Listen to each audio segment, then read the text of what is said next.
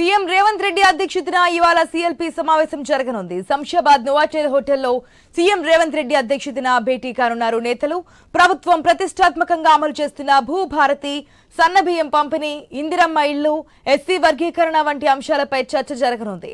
అమల్లో ఉన్న పథకాలపై తీసుకోవాల్సిన జాగ్రత్తలపై అధికారులకు దిశానిర్దేశం చేయనున్నారు సీఎం రేవంత్ రెడ్డి. మంత్రులు, ఎమ్మెల్యేలు, ఎమ్మెల్సీలు ఈ సమావేశానికి హాజరు కానున్నారు.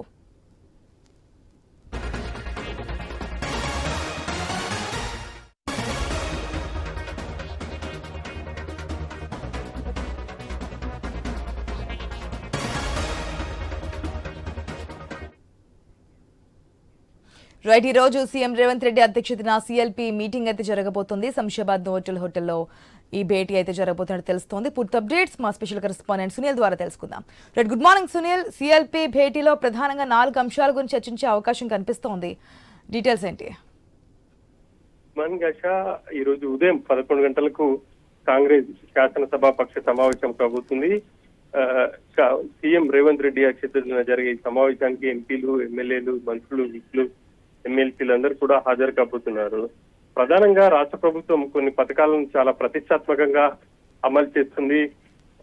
భూభారత్ కి సంబంధించి నిన్న సీఎం పోర్టల్ ను ప్రారంభించారు. ఈ రోజు నుంచి రాష్ట్ర వ్యాప్తంగా 4 జిల్లాల్లో 4 మండలాల్లో పైలట్ ప్రాజెక్ట్ గా దీన్ని అమలు చేయబోతున్నారు. తర్వాత ప్రజల నుంచి వచ్చే అభ్యంతరాలను కావచ్చు, లేకపోతే అందులో ఉన్నటువంటి తప్పులను పరిశీలించిన తర్వాత జూన్ నుంచి రాష్ట్ర వ్యాప్తంగా అమలు చేయబోతున్నారు. ఇక ఈ కార్యక్రమాన్ని సంబంధించి ప్రజల్లోకి తీసుకువెళ్ళాలి.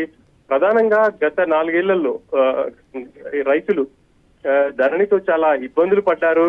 వాళ్ళ సమస్యలు పరిష్కారం కాక రెవెన్యూ కార్యాలయాల చుట్టూ తిరిగారు, అధికారుల చుట్టూ తిరిగారు. తాము అధికారంలోకి వస్తే ధరణిని మారుస్తామని చెప్పాము. ఆ మేరకే ధరణిపై పూర్తి స్థాయి అధ్యయనం చేసి భూభారతిని తీసుకొచ్చామన్న విషయాన్ని ఎమ్మెల్యేలకు వివరించి ఇటు ప్రజలకు కావచ్చు, క్షేత్ర స్థాయిలో, మండల స్థాయిలో సదస్సులు ఏర్పాటు చేసే దిశగా అందులో భాగస్వాములు కావాలి అని చెప్పేసి కూడా సీఎం దిశానిర్దేశం చేసే అవకాశం అయితే కనిపిస్తుంది. ఇక ఈ మధ్య కాలంలో ప్రారంభించినటువంటి సన్నబియ్యం కావచ్చు, అదేవిధంగా ఎస్సీ వర్గీకరణకు సంబంధించి ఎస్సీ వర్గీకరణ కూడా దేశంలో మొట్టమొదటిసారిగా తెలంగాణలోనే అమలు చేయబోతున్నారు. నిన్న జీవో కూడా విడుదల చేశారు. ఈ అంశాలను కూడా ప్రజల్లోకి బలంగా తీసుకువెళ్ళాలి అని చెప్పేసి సీఎం కావచ్చు, కాంగ్రెస్ పార్టీ భావిస్తుంది. ఆ దిశగా ఎటువంటి చర్యలు తీసుకుంటే బాగుంటుంది అనేది ఎమ్మెల్యేలు కావచ్చు, అదేవిధంగా మంత్రులతో చర్చించి రానున్న రోజుల్లో కార్యాచరణ రూపొందించే దిశగా ఒక ప్లాన్ అయితే చేయబోతున్నారు. ఇక ఇందిరమ్మ ఇళ్లకు సంబంధించి ఇప్పటికే వివిధ రాష్ట్ర వ్యాప్తంగా అన్ని నియోజకవర్గాల్లో మొదటి దశగా ప్రతి నియోజకవర్గానికి సంబంధించి 3500 ఇళ్లను కేటాయించారు. ఆ పనులు కూడా ప్రారంభమయ్యాయి. కాబట్టి ఆ పనులను క్షేత్రస్థాయిలో పరిశీలించడమే కాకుండా అర్హుల ఎంపికకు సంబంధించి జాగ్రత్తలు తీసుకోవాలి. ఎవరైతే అత్యంత నిరుపేదలు ఉంటారో మొదటగా వాళ్ళకి ప్రాధాన్యత ఇవ్వాలి అని చెప్పేసి సీఎం పదే చెప్తూ వస్తున్నారు.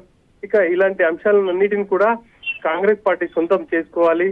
ప్రభుత్వం ఏర్పడినటువంటి ఏడాదిన్నరలోనే ఎన్నో సంక్షేమ కార్యక్రమాలు చేపట్టింది. వాటన్నిటిని కూడా ప్రచారం చేసుకోవడంలో విఫలమవుతున్నాం.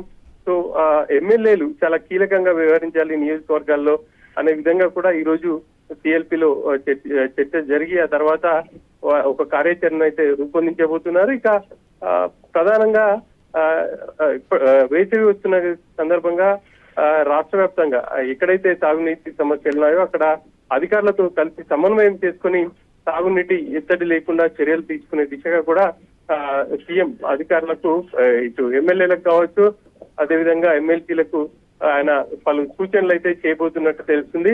మొత్తం మీద అయితే ప్రభుత్వం చేపడుతున్నటువంటి సంక్షేమ పథకాలను ప్రజలకు వివరించడమే లక్ష్యంగా ఈ రోజు సిఎల్పీ భేటీలో చర్చించబోతున్నారు. ఇక మంత్రివర్గ విస్తరణకు సంబంధించి ఒక చర్చ జరుగుతున్న నేపథ్యంలో ఇప్పటికే ఇటు కోమటిరెడ్డి రాజగోపాల్ రెడ్డి కావచ్చు, అదేవిధంగా నిన్న ప్రేమ్ సాగర్ రావు మంచిర్యాల ఎమ్మెల్యే కొన్ని కామెంట్స్ చేశారు. వాటికి సంబంధించి కూడా ఈ రోజు సమావేశంలో చర్చకు వచ్చే అవకాశం ఉన్నట్టు తెలుస్తుంది. Right Sunil, thanks for the update.